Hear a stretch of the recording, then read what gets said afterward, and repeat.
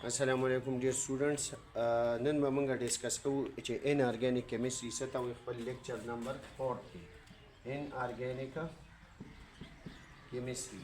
ګوره په دې لږ ځان پوه کې inorganic chemistry کې به غون هغه element study کیږي او compounds چې هغه د hydrocarbons او د هغې د derivatives نه علاوه وي نو دې ته ویلی شي inorganic chemistry. It deals with the study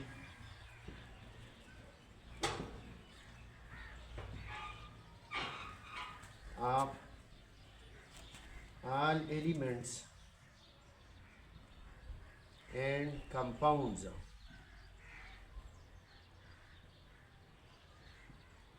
except hydrocarbons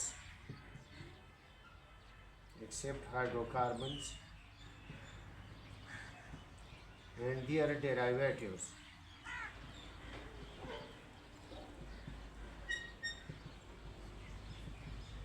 Examples. په دې کې به موږ څه سټډي کوو؟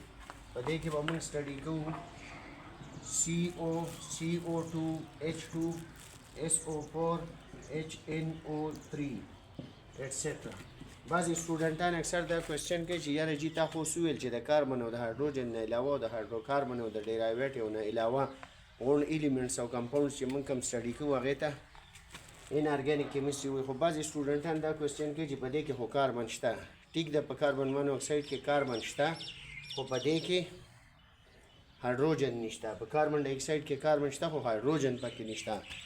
نو موږ وایو چې دا کیمستري ډیل ساتي د غون ایلیمنټ سره او کمپاوند سره علاوه د هایدروکاربنز نه او د څه نه د هغې د ډیرایویټیوز نه. نو دې ته ویلی شي inorganic chemistry. شکریه.